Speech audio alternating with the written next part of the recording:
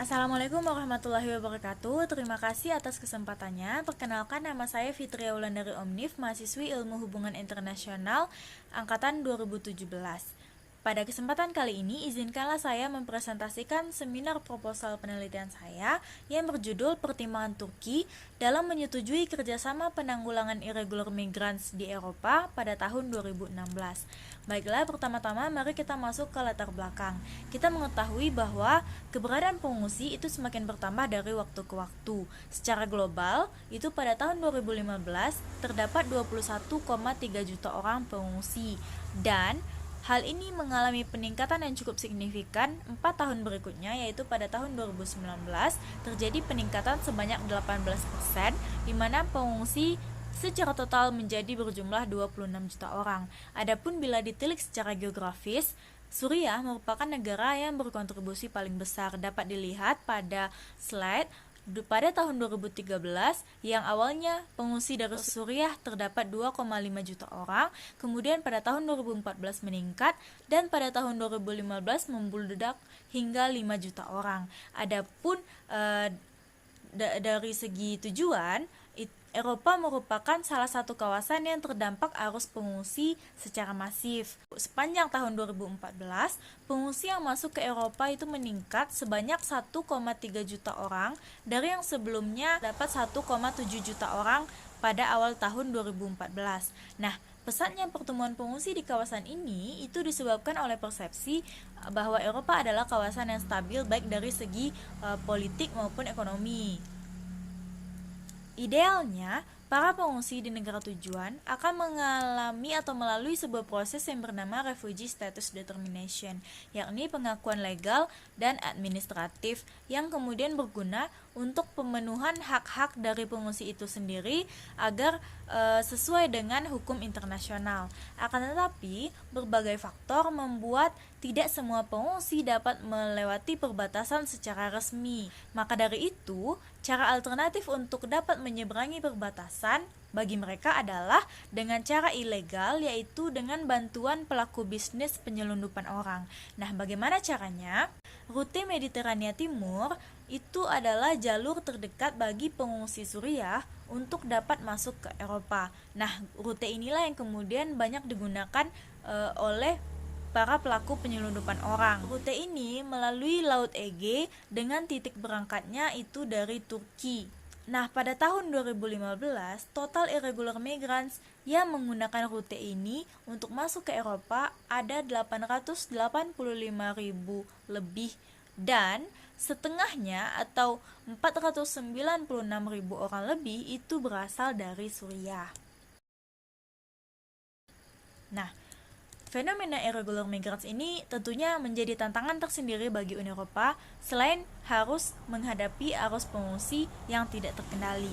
Nah, untuk merespon situasi tersebut, maka pada tahun 2016, Uni Eropa mengajak Turki untuk bekerja sama dalam menanggulangi irregular migrants. Kesepakatan ini dari sisi Turki berisi kesediaan negara Turki untuk menekan jumlah penyeberangan ilegal ke Uni Eropa dengan segala cara. Turki akan menarik seluruh irregular migran kembali ke Turki. Dalam kesepakatan ini juga disepakati sistem one in one out, di mana untuk setiap irregular migran Suriah yang dipulangkan ke Turki dari Uni Eropa, maka akan ada satu pengungsi Suriah lainnya dari Turki yang akan diproses Uni Eropa agar masuk ke Eropa secara resmi atau menjadi regular migrants.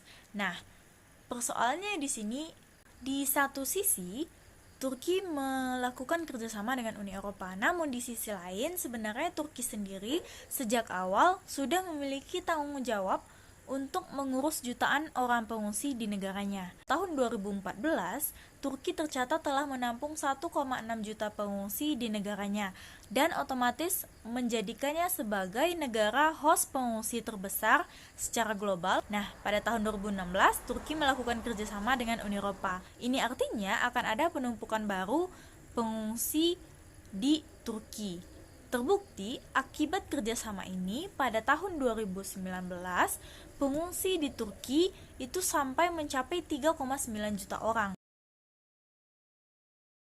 Berikutnya, sebenarnya sudah ada perjanjian serupa yang mirip antara Turki dengan Uni Eropa sebelumnya. Perjanjian tersebut adalah perjanjian Readmission Agreement EU-Turki pada tahun 2011 yang sama-sama membahas pemfasilitasan pemulangan irregular migran baik negara asalnya maupun ke negara transitnya.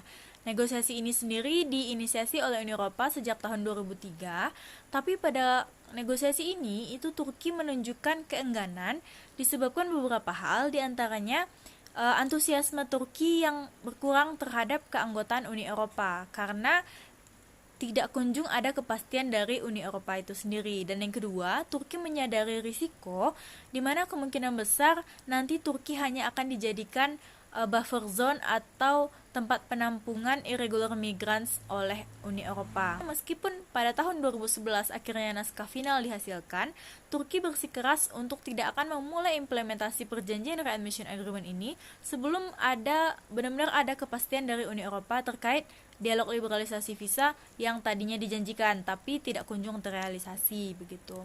Negosiasinya panjang dan alot begitu. Hal ini mengindikasikan bahwa Turki pada saat itu begitu mempedulikan posisinya sehingga melakukan banyak pertimbangan. Namun, kesepakatan kedua pihak pada tahun 2016 itu memperlihatkan hal yang cukup berbeda dengan sikap Turki sebelumnya di tahun 2011 pada perjanjian readmission agreement. Nah, padahal bila kita bandingkan antara readmission agreement tahun 2011 dengan EU-Turki Statement 2016, perjanjian 2016, itu sebenarnya risiko penumpukan pengungsi yang akan dihadapi Turki itu lebih tinggi atau lebih besar pada kesepakatan tahun 2016. Sedangkan keuntungan yang dijanjikan dalam perjanjian tersebut cenderung tidak pasti. Nah, selanjutnya, keputusan Turki untuk bekerja sama dengan Uni Eropa pada tahun 2016 untuk menanggulangi irregular migrants di Eropa ini sebenarnya pun bertolak belakang dengan keinginan publik Turki.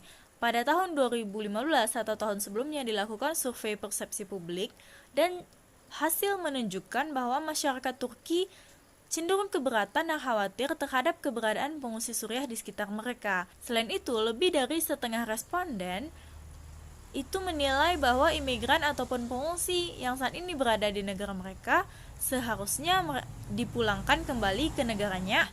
Hal ini juga berimplikasi kemudian pada tindak lanjut yang diinginkan masyarakat Turki, di mana masyarakat Turki menginginkan pemerintah atau memiliki ekspektasi agar pemerintah mengambil kebijakan yang lebih restriktif terhadap pengungsi. Rumusan masalah dalam penelitian ini yaitu pada tahun 2016 Turki bekerja sama dengan Uni Eropa dalam menanggulangi irregular migrants di Eropa. Namun masalahnya di sisi lain Turki sendiri telah menampung pengungsi yang cukup besar di negaranya, bahkan termasuk negara penampung pengungsi terbesar secara global sejak tahun 2014. Selain itu, bila kita bandingkan dengan perjanjian serupa yaitu pada tahun 2011 pada perjanjian readmission agreement, itu insentif Turki dalam kesepakatan di tahun 2016 sebenarnya tidak jauh berbeda dan masih berkutat pada liberalisasi visa dan negosiasi aksesi. Akan tetapi, ditilik dari aspek risiko yang harus ditanggung Turki pada kesepakatan tahun 2016 justru jauh lebih besar seiring memburuknya kondisi di Suriah pada tahun 2015. Lebih lanjut, survei terhadap masyarakat Turki yang dilakukan pada tahun 2015 menunjukkan adanya kekhawatiran yang dirasakan masyarakat terhadap masifnya keberadaan pengungsi serta adanya ekspektasi dari masyarakat agar pemerintah mengambil tindakan yang lebih tegas terhadap fenomena pengungsi ini. Oleh karena itu, berangkat dari pemaparan 3 hal di atas, maka pertanyaan penelitian yang akan penulis angkat dalam penelitian ini adalah apa pertimbangan Turki dalam menyetujui kerjasama penanggulangan irregular migrants di Eropa pada tahun 2016.